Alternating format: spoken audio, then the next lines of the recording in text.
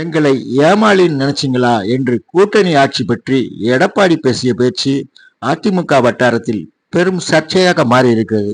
இது குறித்து நமக்கு பேட்டியளித்த அதிமுக உரிமை மீட்பு குழுவின் அமைப்பு செயலாளர் திரு சிவில் முருகேசன், இது பொருந்தாத பேச்சு, எதிர்காலத்தில் பாதிப்புக்கு உள்ளாக்கும். இப்போது அதிமுக பொதுச் செயலாளராக ஓபிஎஸ் இருந்திருந்தால் அனைத்து கட்சிகளையும் அரவணைத்து சிறப்பாக கட்சியை வழிநடத்தியிருப்பார் என்றார். கூட்டணி ஆட்சியர் ஏமாளிகளா என்று பிஜேபி பார்த்து கேட்கிறார்கள். இருக்கிற கூட்டணி பிஜேபி மட்டும்தான் நம்மிடம் இருக்கிறது.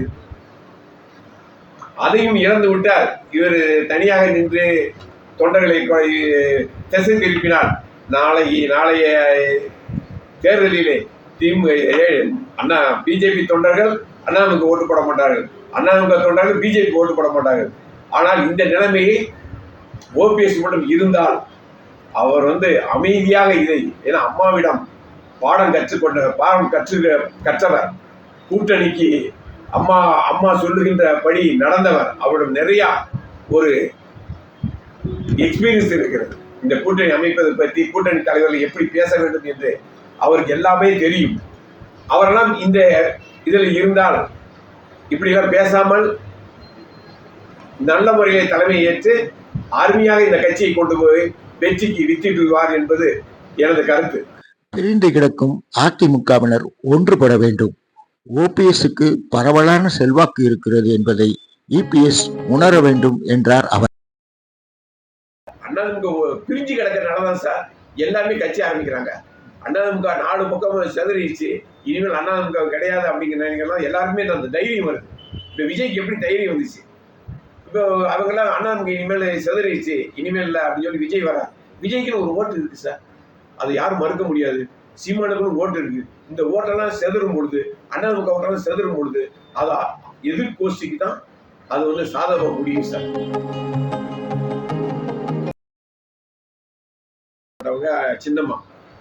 சின்னம்மா வர அடையாளம் கட்டப்பட்டது இபிஎஸ், பொதுச் செயலாளர் இது பண்ணது தினகரன், ஆட்சி 4.5 வருஷம் ஓடணும் அப்படின்னு இது பண்ணது ஓபிஎஸ். அப்ப இவங்களெல்லாம் ஒதுக்கிட்டு பண்ணும் பொழுது மக்கள் மத்தியில ஒரு அச்சம் தோணுது. எப்படின்னா உண்மையா இவங்களெல்லாம் இது பண்ணதுக்கு ஒரு உண்மையா நடக்கலையே, இவருக்கு நம்ம ஓட்டு போட்டா எப்படி இதாகும் அப்படிங்கிற ஒரு மனப்பான்மை மக்கள் மத்தியில இருக்கு சார். இவங்கெல்லாம் ஒண்ணு சேர்ந்தாங்கன்னா, பழையபடி எல்லாம் சேர்ந்து ஒண்ணு சேர்ந்தாங்கன்னா அது வலுவான கூட்டணியாகவும் அண்ணாதிமுக அசைக்க முடியாத ஒரு கட்சியா முதலமைச்சரா உட்கார முடியும். அப்ப யாருடைய தயவும் தேவையில்லை சார். இந்த எல்லாரும் ஒண்ணு சேர்ந்தாச்சு, யாருடைய தயவுமே அண்ணாதிமுக தேவையில்லை. அப்ப அந்த அடிப்படையில் அவர் சொல்லலாம், இபிஎஸ் நாங்க யாருமே யாருடைய கூட்டணி இல்லை, அப்படி ஒரு மனப்பான்மை அவர்கிட்ட இருக்கும். இப்போ உள்ள சூழ்நிலைக்கு யாரும் மெஜாரிட்டியா வர முடியாது அப்படிங்கிறது ஒவ்வொருத்தரும் நினைச்சிட்டு இருக்காங்க. கண்டிப்பா நம்மளுடைய ஆதரவு தேவைப்படும் அப்படின்னு பாட்டாளி மக்கள் கட்சி நினைக்குது. நம்ம ஒரு 20 எம்எல்ஏக்கள் வச்சோன்னா நம்மளுடைய ஆதரவு தேவைப்படும்னு பிஜேபி நினைக்கும். இப்படி எல்லாரும் வரும் பொழுது இப்ப ஒரு ஏடிஎம்கே இது பண்றாங்க, ஒரு தொகுதி 70 தொகுதி வராங்க, 75 தொகுதி வராங்கன்னா அப்ப அடுத்தவங்ககிட்ட அந்த உறுப்பினரை நம்ம எடுத்துதான் சார் ஆகணும். அப்ப அவங்களுடைய டிமாண்ட் என்ன? நாங்க இந்த கூட்டணியில எங்களுக்கு உண்டான அமைச்சர் வேணும், எங்களுக்கு உண்டான இது வேணும், அவங்களுக்கு ஒரு உரிமையை கேட்பாங்கல்ல சார். கேட்கும் பொழுது கண்டிப்பா அது கூட்டணி தான் வரும். அது திமுக இருந்தாலும் அதே தான் சார். இப்ப திமுக இருந்திருந்தாலும் நாளைக்கு திருமாவளவன் கேட்பாரு, அண்ணன் திருமாவளவன் கண்டிப்பா அவர்கிட்ட ஒரு 5 சீட் இருக்குன்னு வச்சுங்க, என்னங்க எங்களை இவ்வளவு நாளைக்கும் சும்மாவே எங்களை வச்சுக்கிட்டு இருக்கீங்க, நாங்களும் அமைச்சர்களை இடம் பிடிக்கணும் அப்படின்னு அவங்க இதுலையும் கேட்பாங்க. காங்கிரஸும் கேட்கும்.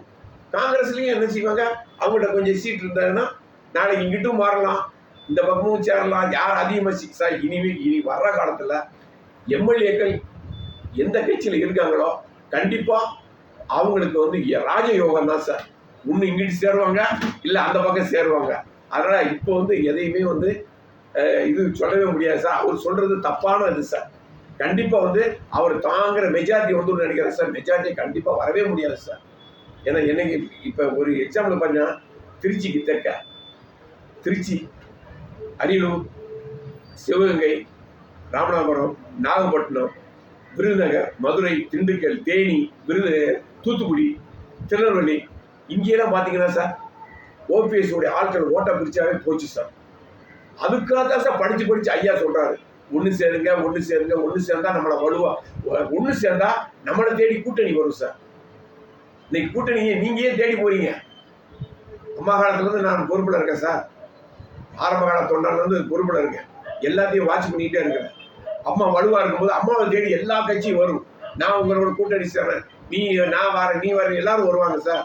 இன்னைக்கு இவர் தேடி போக வேண்டிய நிலைமை வரும் சார். எதனால யோசிச்சு பார்க்கணும் சார். அதனால இப்ப இந்த பகுதி இங்கே மட்டும் இல்லை, அவர் ஓபிஎஸ்க்கு அங்க மட்டும் கிடையாது சார். எல்லா தொகுதியிலும் ஆள் இருக்கு. இப்ப திருவொற்றியூர்லயும் இருக்கும், எல்லா மாவட்டங்களையும் எல்லா இடங்களும் பொறுப்பாளர் போட்டிருக்கோம். அந்த ஓட்டு பிரிச்சாவே போச்சே சார். பொதுமக்கள் என்ன சொல்றாங்க, எப்ப ஒண்ணு சேர்ந்தா நாங்க ஓட்டு போட தயாராகும், ஒண்ணு சேரல நாங்க போட மாட்டாங்க. அப்ப அந்த டயத்துல யார் கேட்ச் பண்றாங்களோ அந்த பக்கம் போயிடும் சார் ஓட்டு. ஒருவேளை தனக்கு கூடுகிற கூட்டம் பார்த்து இபிஎஸ் பேசினால் கூட்டம் எந்த காலத்திலும் ஓட்டாக மாறாது என்று அவர் உணர வேண்டும் என்று உறுதியோடு தெரிவித்தார் சிவில் முருகேசன். அதாவது சார், கூட்டம் வந்து சிஎம்முக்கும் ஸ்டாலினுக்கும் கூட்டு போயிருக்கு சார். இவரு எக்ஸிஎம் எதிர்கட்சி தலைவர் எடப்பாடிக்கும் கூட்டம் கொடுக்குது. கூட்டம் கூடுறதை பத்தி ஒண்ணுமே இல்லை சார். கலைஞர் ஒரு இடம் சொன்னாரு, என்ன நான் வர்ற இடங்கள்லாம் இவ்வளவு கூட்டம் கூடுறீங்களே, ஏன் ஓட்டு போட மாட்டேங்கிறீங்க அப்படிலாம் கேட்டாரு. ஓட்டு போடும் பொழுது சார் மக்களுடைய மனநிலையை பொறுத்து இருக்கு சார். கூட்டம் வேலை இல்லாம இருக்காங்க நிறைய பேர். எல்லாம் காசு 300 ரூபா கொடுத்து திமுக கூட்டு வருவாங்க, ஏடிமிக்க கூட்டு வரும். கூட்டத்தை பத்தி நம்ம கூட்டத்தை வச்சு எந்த வெற்றி தோல்வியும் நம்ம நிர்ணயம் பண்ண முடியாது சார்.